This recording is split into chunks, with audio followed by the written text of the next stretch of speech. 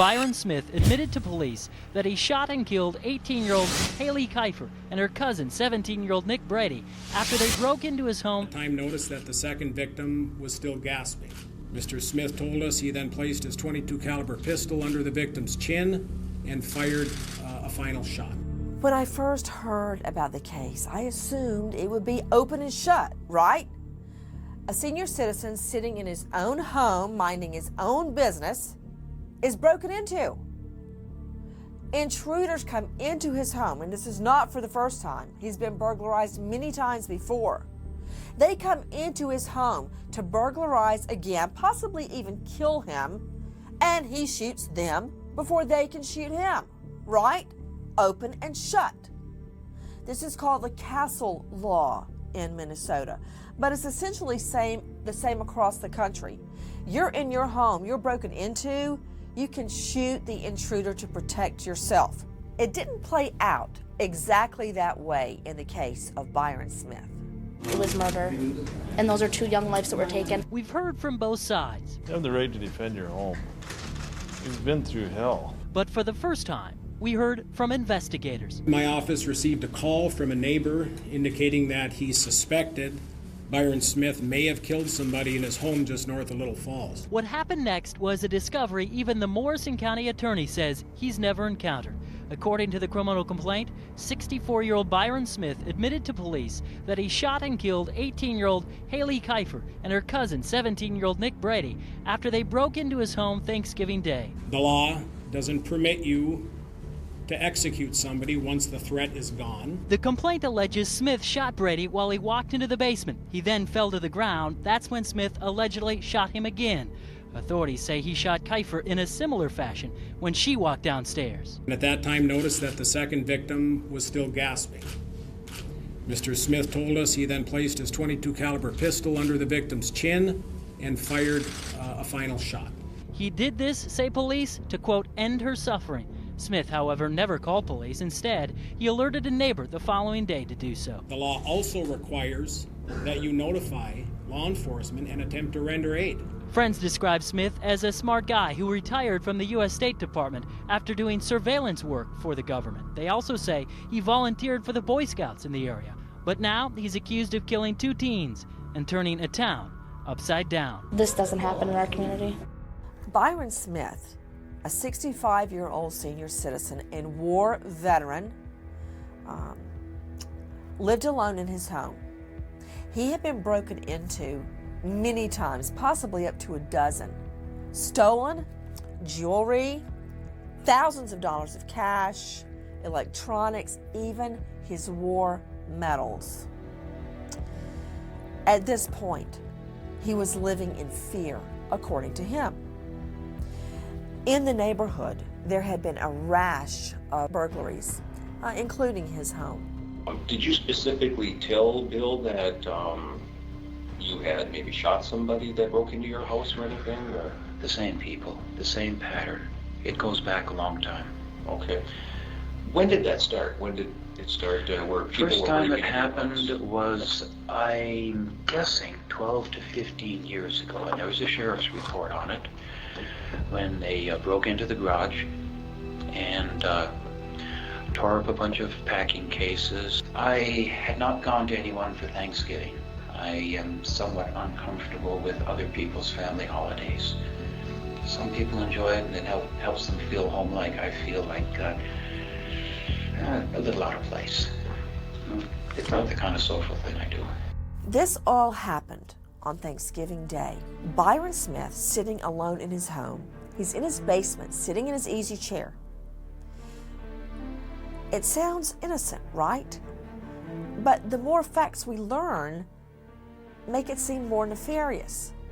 We learn that Byron Smith is, yes, sitting in his easy chair, but he has kind of booby-trapped the furniture in his home to catch burglars.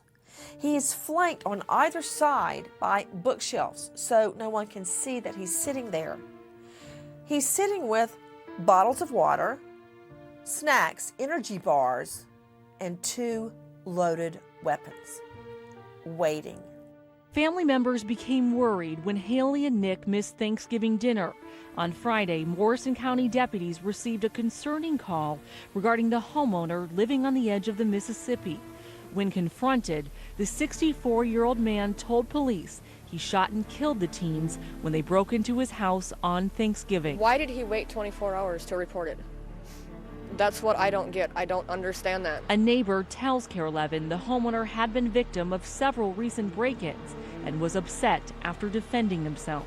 Enter the two teens, neighborhood teens.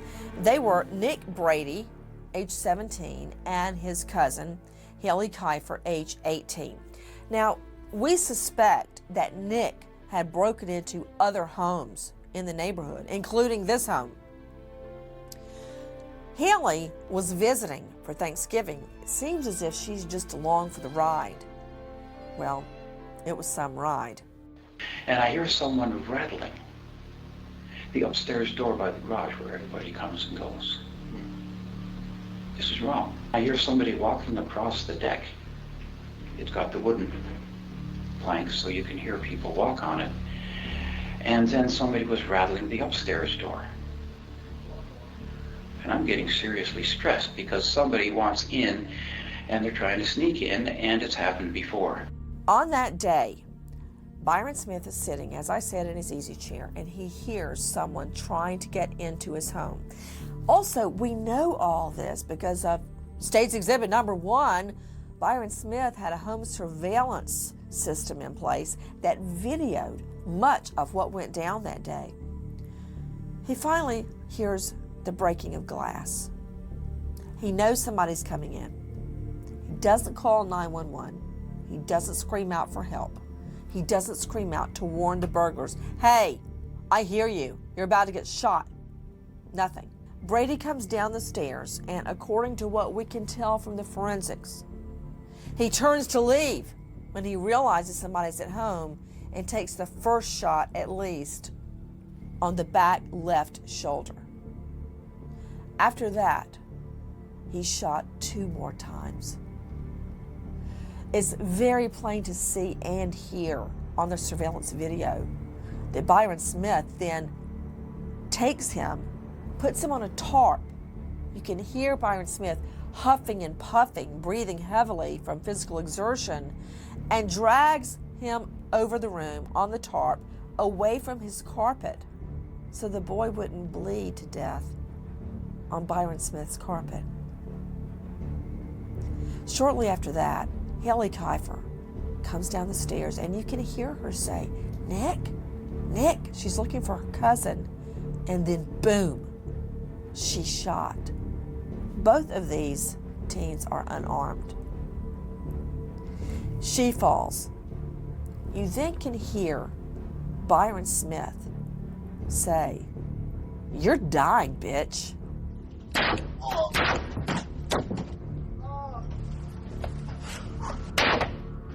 You're dead.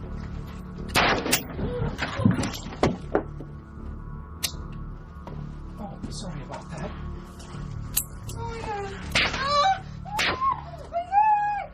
You're dying.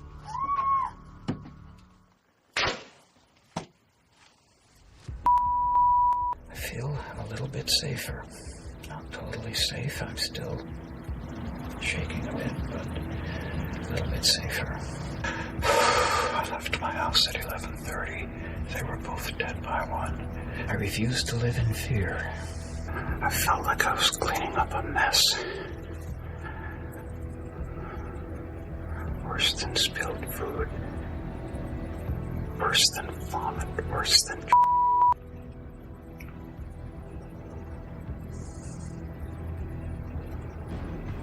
Cleaning up a mess. You're dead.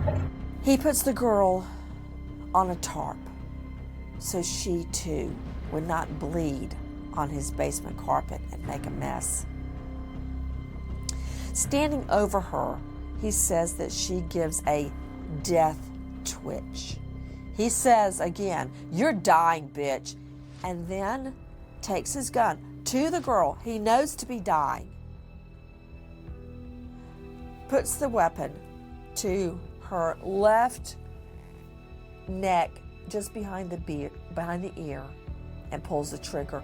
He also puts the gun up under her chin, execution style, and pulls the trigger. And then says, "You're dead, bitch."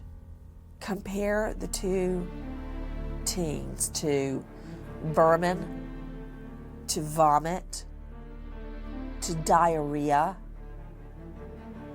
He says they are his mess now that he has to clean up, that he's stuck with.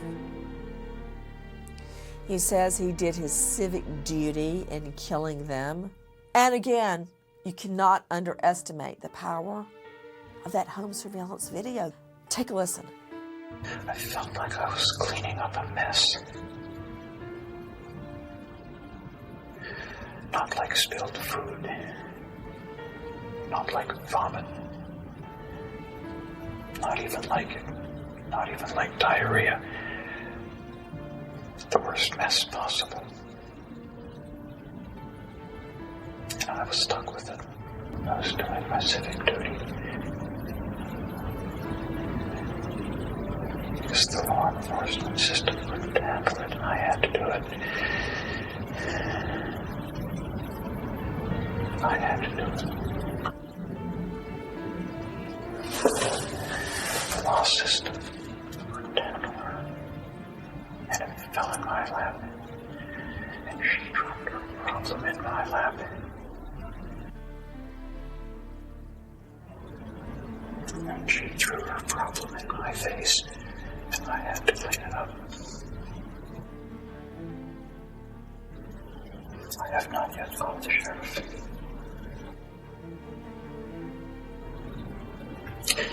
They weren't human. I don't see them as human.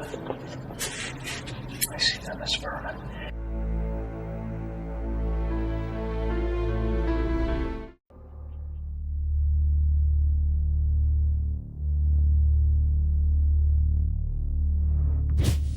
He then chooses not to call police, not to call 911, and leaves the bodies there.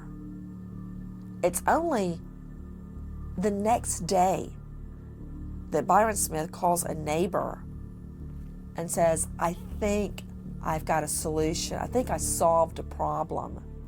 I think I solved our problem." Well, the neighbor knew right then that something very bad had gone down. The neighbor ultimately calls 911, not Byron Smith. When we got back, I noticed on my caller ID that Byron had called. And when Byron would call me, he would never leave a message. As many years as I've known him, he's never left a message. You check the caller ID, he's on there, and I called him back. I called Byron back.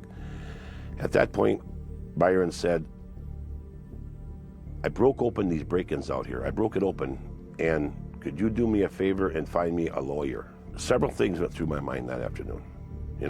Did I know what happened down there? No, I didn't. I did not know. But the tone of his voice, the fear that's been in his body since the June of 2012, I knew it was serious. This man had so much, I don't want to call it anger, I'm going to call it fear, because these kids have stolen his guns. He had no idea at what point they're going to come back. He had no idea at all. But you could just tell that, from October 27th to November 22nd, he had so much fear. He was scared for his life. Now, we learned from one of Byron Smith's neighbors that Smith, said that the reason he installed the home security system is because he really deeply believed that he would be killed in his own home someday, and that he wanted that on video to catch the killer. It was a type of a system, as you know, that had very high grade, highly pixelated video plus very sensitive audio, and he would wake up every morning and reset that security system to start recording for the day. The audio tape that Byron made on Thanksgiving Day. I really want to tell you that October 27th break-in, Mr. Smith started that tape every morning. He started that tape every morning because he had no clue. He had no clue if it was even going to happen again. But the reason why Byron made this tape is that if he would lose his life over this stuff, there'd be some evidence there for the local law to see what happened at his house. And I don't think that people understand that that tape was made for Byron's safety, and that if he would have been murdered or whatever, they would have something there for him. He started the tape every morning. The tape, I think, had about 24 hours worth of tape on it. And every morning he would start this tape over. The tape ran from the 27th of October through when the local law shut it off. This was going to go through her life, spoiling things for other people. Thieving, robbing, drug use. Like I'd give a damn who she is. Like I care who she is.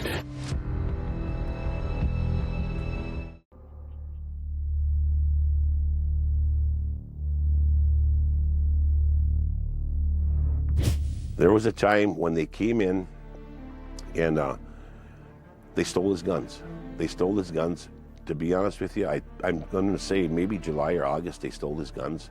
And that's when the fear really got in this man. The fear was there. And when he was talking to me that Sunday morning, and he said, how would you feel if your guns were stolen?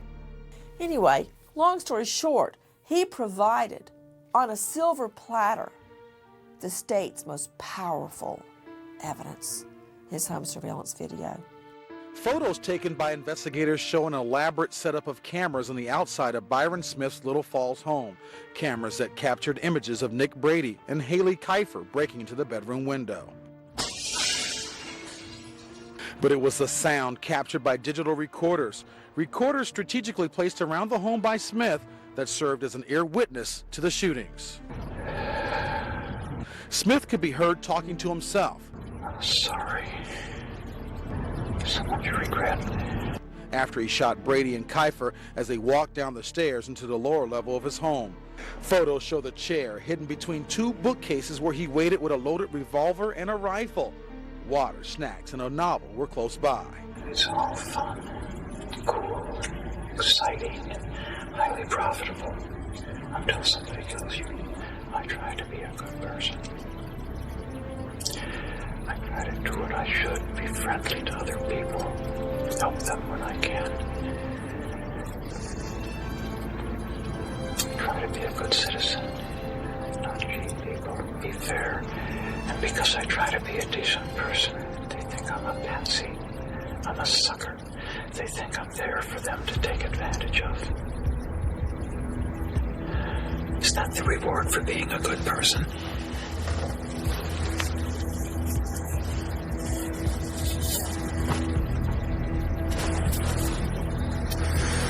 And then they dump this mess on me. It's not a mess like spilled food. Not a mess like vomit. It's not even a mess like diarrhea. It's far worse. Then they take slice after slice out of me. But whoopsie, he forgot to tell the cops about that recording system. They found it themselves. And if I gather enough evidence, they might be prosecuted.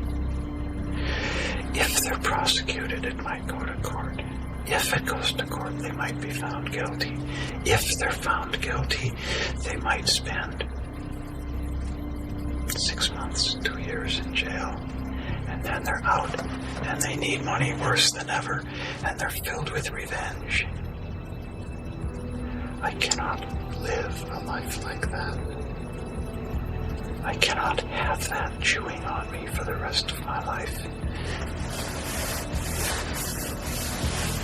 I cannot. I refuse to live with that level of fear in my life.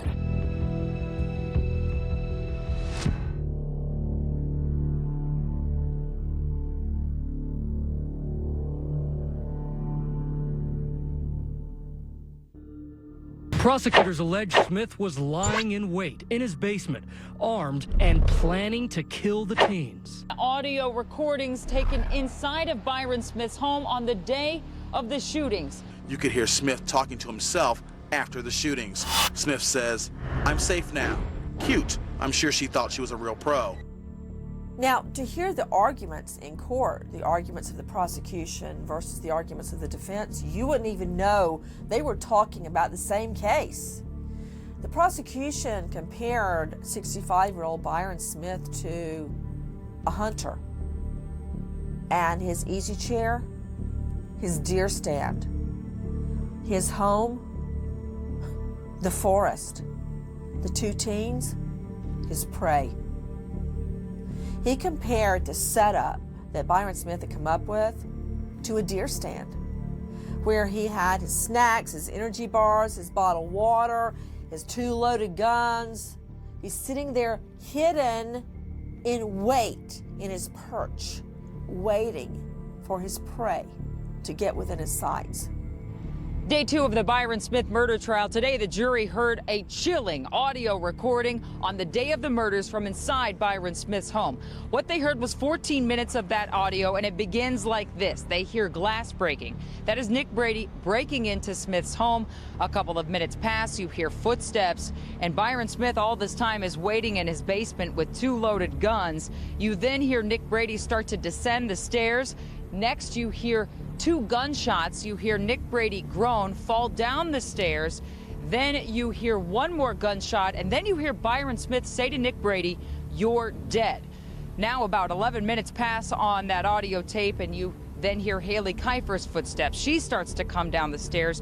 As she falls down the stairs, you hear Byron Smith say to her, "Oh, sorry about that." You then hear Haile Kifer start to scream. She says, "Oh my God, I'm sorry." She's then shot 4 more times, and then about 45 seconds pass. You then hear 1 final gunshot, and then you hear Smith swear at Haile Kifer and call her a name. The defense portrays Byron Smith as an elderly senior citizen living alone that has been victimized over and over and over, most likely by the same teen who has stolen thousands of dollars, jewelry, watches, even Byron Smith's war medals, for Pete's sake, and was coming back again to feed at the trough. He portrays Byron Smith as an easy target, a patsy that has been burglarized over and over and over and has been reduced to living in fear in his own home. Those are 2 starkly contrasting theories. He portrays Byron Smith as deeply in fear, that Smith continued to shoot because he was afraid one of the teens could have been armed and could have reached for a gun. And the defense had a chorus that they kept singing to the jury. It was like an echo over and over and over. "These are killings true, but this is no murder. Killings, yes. Murder, no." BCA forensic scientists and special agents were questioned about the evidence collected from inside and outside of Byron Smith's riverfront home in Little Falls. Defense attorney Steve Meshbesser challenged their techniques and questioned the quality of their work. I asked him a lot of questions, and the answers were kind of inconclusive and not certain. And Meshbesser asked for a mistrial after learning there were notes taken by those forensic specialists that he had not seen. I had requested those for months, and then I didn't even know they existed. And then I find out that, oh yeah, we have all these notes. And then I asked him to retrieve them, and then he's got about 100 pages of things I haven't even read. That mistrial was denied. Prosecutors went on to show video of cousins Nick Brady and Haile Kifer casing Smith's home before they broke in on Thanksgiving morning 2012. Prosecutors also played more than 29 minutes of audio.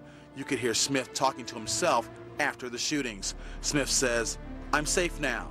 Cute. I'm sure she thought she was a real pro." He went on to say, "I feel a little bit safer. Not totally safe, still shaking a bit." Smith could also be heard whispering to himself, "I left home at 11:30. They were both dead by 1. He could also be heard telling himself, "I refuse to live with that level of fear in my life." The feature of today's testimony, again, audio recordings taken inside of Byron Smith's home on the day of the shootings. Yesterday, we heard the audio of the shootings. Today, it's what Smith said after those shootings that was captured on that audio. Here's a few of the things Smith had to say just hours after Haile Kifer and Nick Brady were shot. Quote, "I feel a little bit safer, totally safe. I'm still shaking a bit, but a little bit safer," end quote. You also hear Smith say, "I was doing my civic duty. I had to do it." He then says near the end of the recording, quote, "They think I'm a patsy, a sucker, that I'm there to be taken advantage of. Is that the reward for being a good person? And then they dump this mess on me." For 6 days, Byron Smith has heard witnesses describe the events leading up to and the shooting of Nick Brady and Haile Kifer. But today, his character was the underlying theme of the testimony.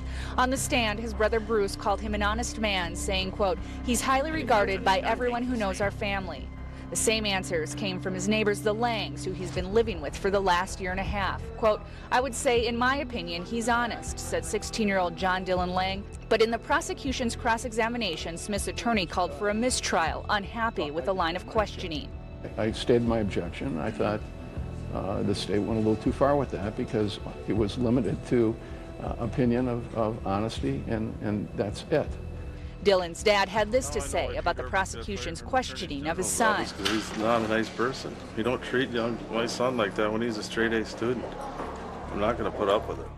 The prosecution paints a completely different picture of Byron Smith as a bitter old man who had perverse pleasure and continuing to shoot the two teen victims long after they posed a threat to him.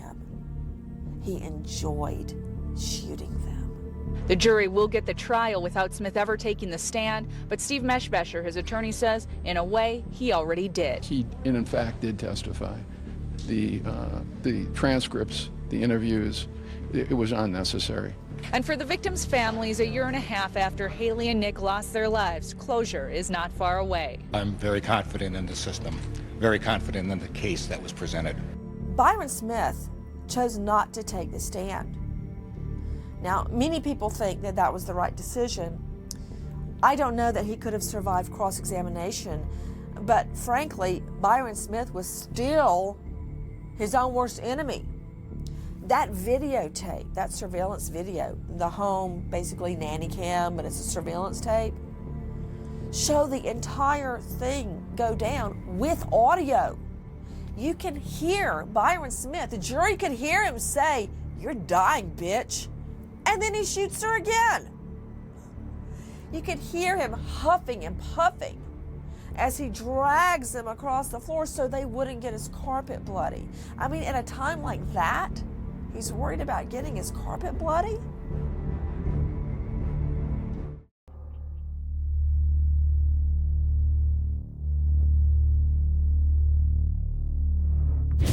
So the case goes to the jury after a long, hard-fought, and much publicized trial. The defendant, 65-year-old war vet Byron Smith, out on bond, comes into the courtroom every day immaculately dressed in a suit flanked by lawyers. The jury's out for hours. They have a question. That question is, if he's guilty of murder 1, do we have to still consider murder 2 or the other lesser included offenses? That was a signal, but it could be interpreted 2 different ways. One, if we begin deliberating and we find him guilty of murder 1, do we have to consider murder 2? Or, we've already decided he's guilty of murder 1, do we still need to go on to murder 2? No one really knew what to think of it. Most court watchers were of the mind that, as distasteful as the murders were, that he's a king in his castle. You break in, you can get shot. That's not what the jury thought. Not only did the jury have the home surveillance video, including audio, in Dolby sound, they also had on video his interrogation with police, and they saw his demeanor. They saw his affect. They heard what he said about how killing the teens was his civic duty. In that police video, and I think you'll agree with me, there's a complete lack of remorse. This was not about self-defense. This was a get back. Yes, they were in his home. Yes, they were wrong. Yes, they risked being shot. But you can see that he feels justified and takes some perverse pleasure in continuing to shoot them even when they're lying there twitching in death. Listen. And I decide that I've got a choice of either shooting or being shot.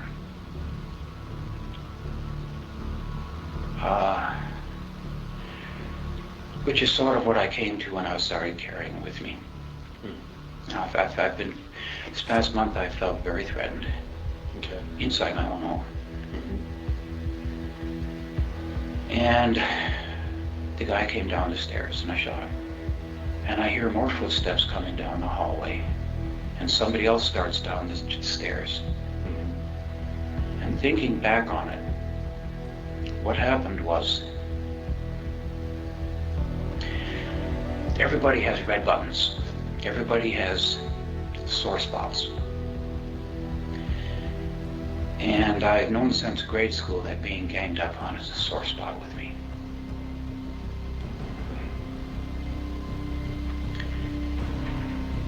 I just couldn't think. I didn't think, I wasn't thinking. I was just, they're ganging up on me. So I killed her too. Sergeant Investigator Jeremy Luberts conducted the first interview with Smith, who waived his right to have an attorney present. Smith explains why he waited a full day to call police. That one really sticks out in my head. And, you know, his answer, he didn't want to bother us on Thanksgiving. I mean, how many people would not call right away if something like that happened?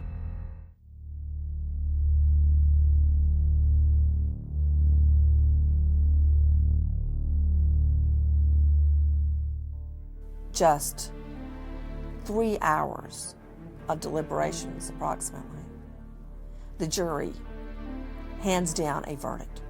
Everybody, those of you just joining us, the verdict is in. That verdict is guilty. The homeowner has been found guilty for gunning down 2 intruders that come into his home.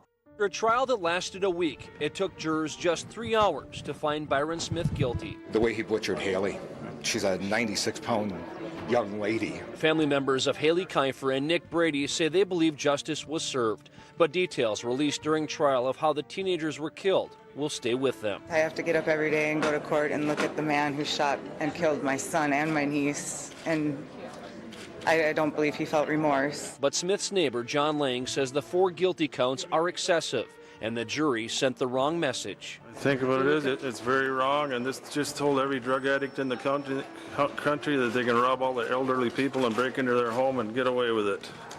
It's not right. Smith's attorney, Steve Meshbesher, is already planning to appeal. He says evidence, including Facebook pictures of Nick Brady with guns, were not allowed in the trial. He wants me to fight, continue the fight. We're going right to the Supreme Court. We have every intention of doing so, and we're preparing for it right now. While the defense is moving on, the prosecution is reflecting. Prosecutor Pete Orput says there are no winners in a case like this. It's about seeking justice, and justice was sought, and we got it, and we're grateful. However, at the same time, I don't feel a sense of gloating. I just feel a sense of great sadness. A town divided by a river for the last 17 months, also divided by one case.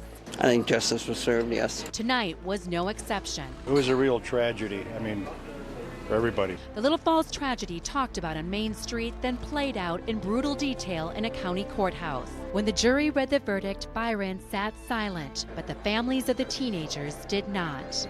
I think often of what he could have been, and I see other young men with their dads or with their moms, and it's really, really difficult. We lost an amazing young lady, and she was a beautiful girl, and it was so senseless what happened. My first reaction to the verdict was, I couldn't believe it. The second thought I had was, the jury was in for 3 hours. I have never served on a jury. I've never been there, but I knew at one time my wife was. So when I got home, shortly after that, and I got home, her and I sat down, and we were not feeling, the way we should have been feeling. When I was told that the verdict is out, and it was 3 hours, I really thought that there was 4 charges against Byron. First degree, 2 first degree, and 2 second degree. And I really, to this day, feel he did not get a fair shake, because if there was 4 murders that they were talking about, it really bothered me. If he would have just shot them and shut up about it, the jury might have stood by him. But instead, his callous comments took the jury away from him. They found that he was not reasonable in his actions in defending his castle. Taking pleasure in the teen's deaths, saying, "Bitch, you're dying," and shooting her again, execution style, behind the ear, shooting her up under the chin. Did that have anything to do with this 65-year-old homeowner being found guilty in the last hours, guilty of gunning down 2 teen intruders? This case caused such an uproar in the community because you've got an elderly senior citizen, a war hero, pitted against 2 youth, unarmed. The fact that Byron Smith came out with 2 guns ablazing and continued to shoot the teens execution style past the time that they were a threat to him stretched the castle law to its limits. I am really, I'll use the word disappointed in the case in court, simply because Mr. Meshbesher had witnesses that he wanted to get in court. The psychologist was one of the main ones, I think, was neglected to be able to testify because of the prosecution attorney and the judge. And I do know the word fear. We all have fear in our bodies. Everybody has fear. You may not show it, but there is fear. We all have fear. And I know that the psychologist could have explained to the court, to the jury, that what Byron was going through. A verdict of guilty on all 4 counts. 2 counts of murder 1 and 2 counts of murder 2. There is no death penalty in the Minnesota jurisdiction. That means now 65 will die behind bars with life without any possibility of parole.